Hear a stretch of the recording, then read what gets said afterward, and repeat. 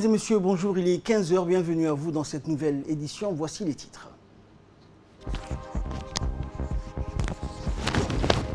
Le président de la République a rendu hommage aujourd'hui à la mémoire de feu Ali Ismail Yabi. Et dans l'actualité internationale, en Afghanistan, le bilan de l'attentat de l'État islamique monte à 24 morts.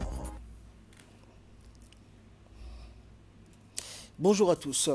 Le président de la République, Ismaël Omar Guelleh, a rendu un vibrant hommage à la mémoire de feu Ali Ismail Yabi, personnalité publique connue pour les nombreuses hautes fonctions qu'il a précédemment occupées au sein de l'administration nationale et décédé hier soir en France.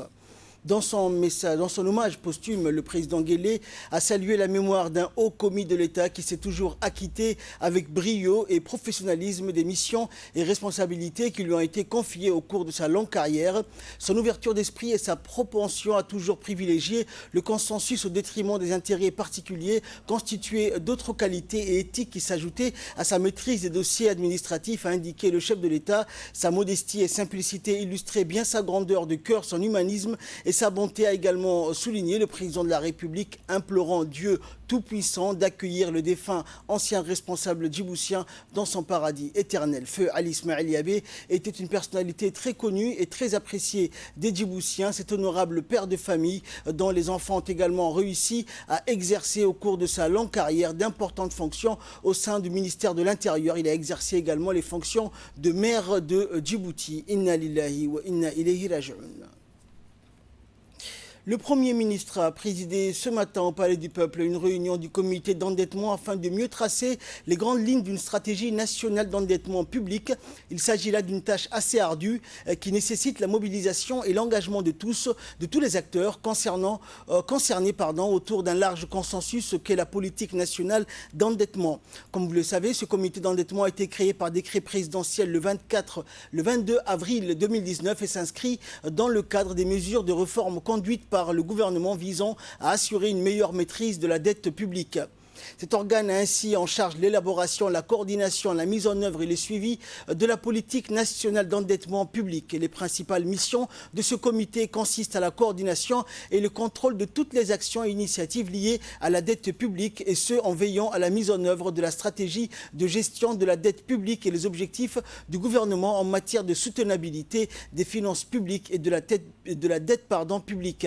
C'est pourquoi, en décidant de se doter d'une stratégie nationale d'endettement public, la République de Djibouti pourra assurer la viabilité de la dette compte tenu du risque élevé de surendettement, mais aussi en adoptant une loi sur la dette publique et en instaurant un ancrage explicite de la dette sous forme d'un ratio dette publique PIB. L'enjeu est donc important car il s'agit de favoriser les investissements directs étrangers à travers la volonté des autorités de promouvoir le développement de Djibouti. Ce développement implique également un rôle accru dans la mobilisation des ressources et de facto nous invite à réfléchir à une stratégie de gestion de la dette optimale. La stratégie de la dette en moyen terme mettra l'accent sur les modalités optimales de financement à travers une attention accrue portée sur la volatilité des taux d'intérêt et portera la réflexion sur la nécessité ou pas de développer une marge domestique de la dette. Dans l'actualité également, la Chambre de commerce de Djibouti a reçu ce matin la visite d'une mission commerciale de la Fédération de Russie, notamment de la ville de Saint-Pétersbourg. La délégation conduite par l'ambassadeur de Djibouti en Russie, Mohamed Ali Kamil, a été reçue par le président de la Chambre de commerce de Djibouti, Youssouf Moussa Dawalé, ainsi que par le bureau de cette institution et les hauts cadres de la Chambre de commerce. Le président de la Chambre de commerce de Djibouti, Youssouf Moussa Dawalé, a souhaité la bienvenue à la délégation d'hommes d'affaires et de rappeler la place de Djibouti qui est située, a-t-il ajouté, sur la route maritime la plus fréquentée pour le transport des marchandises grâce à ses infrastructures portuaires et de ses zones franches.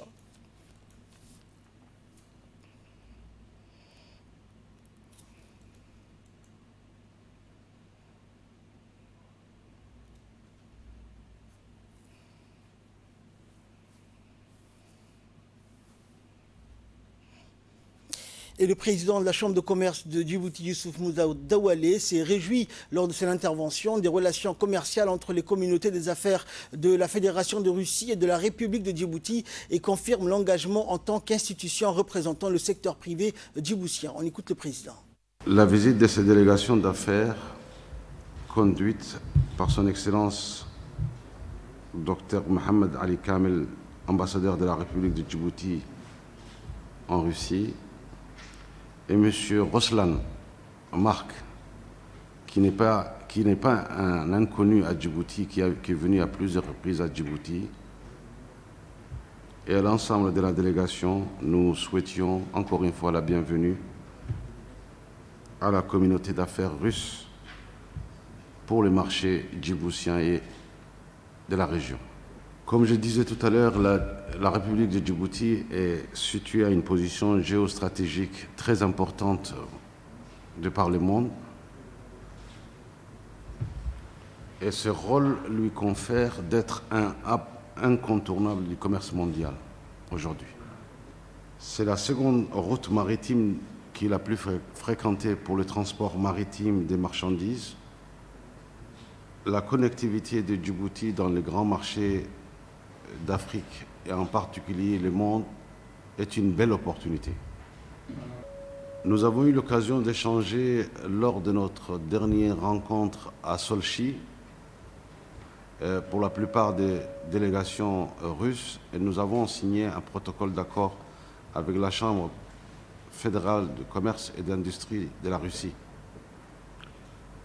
Je souhaite que nos relations commerciales s'améliorent, agrandissent et prospèrent pour ce qui est de la relation entre la Russie, la Fédération de la Russie et la République de Djibouti, en particulier pour l'Afrique. Les gendarmes de la brigade de Dikil sont parvenus à mettre la main sur une exciseuse qui a procédé à la mutilation génitale d'une petite fillette de 10 ans. En effet, les gendarmes en poste de sécurité à l'hôpital Chéro de Balbala interpellent une femme ayant admis sa fille âgée de 10 ans aux urgences de l'hôpital après s'être vidée de son sang suite à une mutilation génitale féminine, donc perpétrée dans la matinée vers 8 heures. La petite fille fut admise aussitôt au bloc opératoire. Face à de telles situations, la gendarmerie nationale s'engage à mettre fin donc toute sa puissance pour interpeller le ou les auteurs des mutilations génitales, une pratique qui s'exerce malheureusement dans l'Omerta. C'est la raison pour laquelle l'aide de la population est plus que jamais requise pour éradiquer ce fléau une bonne fois pour toutes. Petite fille de 10 ans a été admise aux urgences de l'hôpital Chéco par sa mère après s'être inquiétée de son état de santé. Elle avait perdu beaucoup de sang. Le médecin de ces centres de santé prennent immédiatement l'enfant en charge. De notre côté, nous avons placé la mère de l'enfant en garde à vue. Au cours de son audition, elle a déclaré avoir emmené sa fille chez une femme habitante de PK12 en vue de l'excuser. À ce stade, nous avons demandé le concours de nos collègues de la brigade PK12 Nord qui se sont chargés de la localisation du domicile de la mutilatrice présumée. Le 24 octobre 2020 à 6 h, nous avons effectué une descente sur l'édit domicile où la fuite, l'auteur principal vers la région de Dikil, nous a été signalé. Ainsi, par le biais du commandant du groupement judiciaire, nous avons diffusé son signalement à toutes les unités de la gendarmerie stationnées sur la RN1 en vue de fouiller tous les véhicules à destination de Dikil. Le même jour, à 12 h, la mobilisation générale a porté ses fruits par l'interpellation de l'auteur présumé dans un bus de transport en commun au niveau du Grand Para par les gendarmes de la brigade de Dikil. Confié à nos soins, Luc Zuzès a reconnu les faits qui lui ont été reprochés et a admis s'être exercé sur ses propres filles résidant dans la brousse éthiopienne. Écoutons également les explications de la directrice de la famille au sein du ministère de la Femme et de la Famille et de la coordinatrice de la cellule d'écoute de l'UNFD. Dimanche 25 octobre, un cas d'un enfant excisé vient de nous être référé au niveau de l'UNFD. C'est une petite fille âgée de 10 ans qui a une hémorragie et qui est en ce moment même hospitalisée à l'hôpital Chéro. La gendarmerie nationale a saisi cette affaire dans la nuit du vendredi soir à 23h30. Le jeudi soir à 23h50, suite aux gendarmeries qui sont au niveau de l'hôpital Chéro, qui ont vu la mère qui était en train de ramener sa petite fille qui a fait une hémorragie. Pour cela, ils ont fait leur enquête et suite à la recherche pendant le week-end, ils ont pu retrouver aussi l'exuseuse. Les deux personnes, c'est-à-dire la mère et l'exuseuse, sont au niveau de la gendarmerie en ce moment même. Donc, c'est que moi, je recommanderais au niveau de la justice, parce que nous, en tant que ministère de la Femme et de la Famille, on a le mandat de l'enfance. On a mis en place tout récemment une plateforme pour la protection de l'enfant. Et cette plateforme doit protéger tout enfant vivant sur le territoire de la République de Djibouti. Donc j'insiste que ces cas soient déférés au niveau de la justice. Dans la soirée du 24 octobre, vers 23h, la gendarmerie chargée de la sécurité de l'hôpital Chéreau a avisé la brigade de PK12 un cas de MGF. Dans ce cas de MGF étant une petite fille de 10 ans qui a été placée à l'hôpital Chéreau suite à une hémorragie. Actuellement, la petite fille a été prise en charge au niveau de l'hôpital Chéreau. Dans la même soirée, la mère de la petite victime a été arrêtée.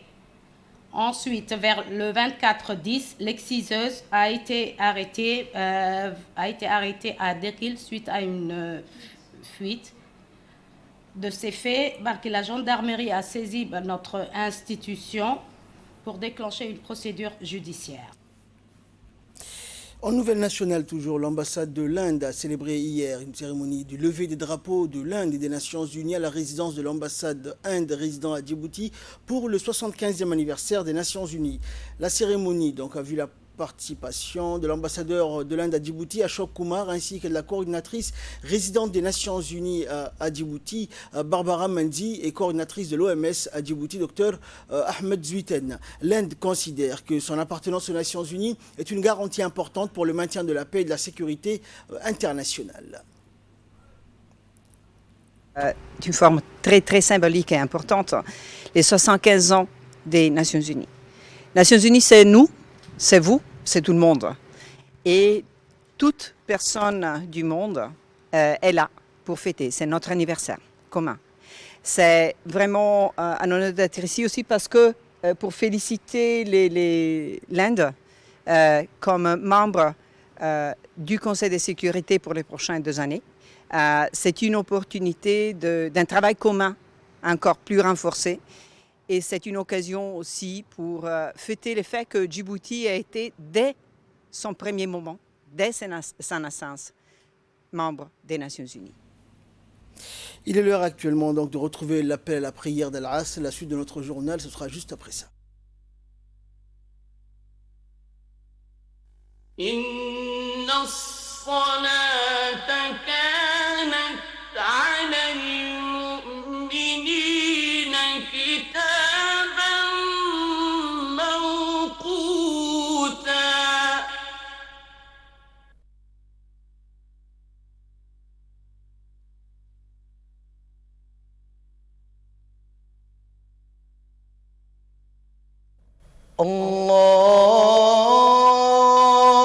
الله أكبر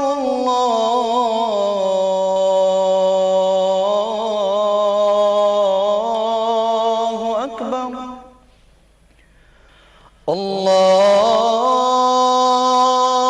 الله أكبر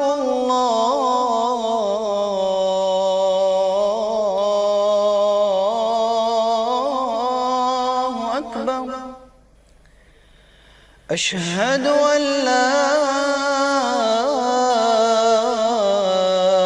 إله إلا الله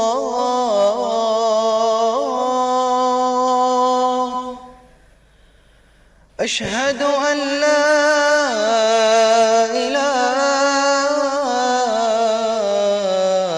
إله إلا الله أشهد أن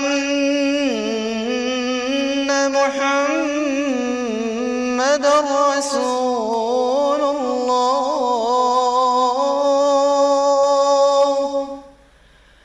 أشهد أن محمد رسول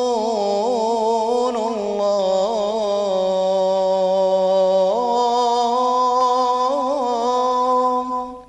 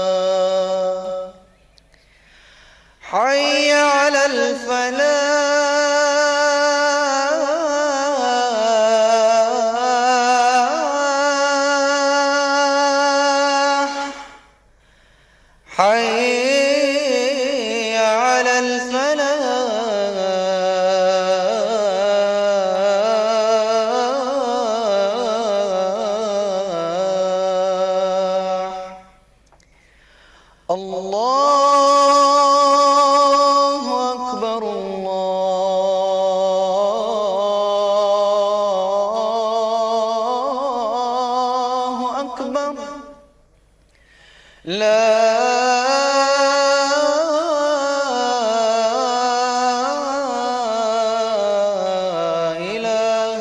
إلا الله.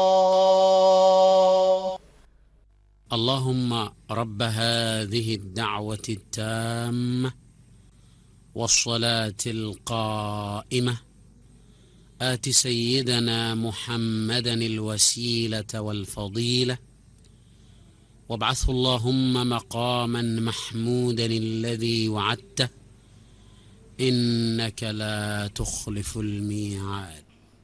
Voilà, donc c'était l'appel à prière d'Al-As. Nous retrouvons la suite de notre journal. Après avoir organisé 2 auditions coup sur coup, le secrétariat d'État à la jeunesse et au sport a organisé la 3e édition des colonies de vacances. C'est donc les jeunes des quartiers de Balbala qui ont été à l'honneur cette fois-ci. Et comme leurs prédécesseurs, ils passeront 3 jours riches en découvertes et en enseignements. Au programme donc, visite guidée en forêt, travaux de nettoyage ou plantation d'arbres, entre autres comme activité. Les jeunes sont arrivés donc en compagnie du chef de service Ahmed Ali, des CDC donc, du directeur Abdallah Taha ainsi que des femmes ambassadrices. Et c'est sous l'égide du secrétariat d'État à la jeunesse et au sport, la direction des centres de développement communautaire, comme tous les samedis, organise donc à Wahdaba les activités de flash mob. C'est sous la supervision de Rouresh Ali Guedi, chef de service des CDC, chargé des programmes et des suivis, que l'événement a mobilisé plusieurs dizaines de jeunes et moins jeunes, toujours confondus dans les grandes artères de la zone. Les diverses activités se sont déroulées dans 6 sites différents, en présence de plusieurs directeurs dans une ambiance festive au profit d'une marée humaine. laakiin waa markii ugu horreysay aad ugu faraxsanahay waxa uu mahad celinay marka ugu horreyso la ministre.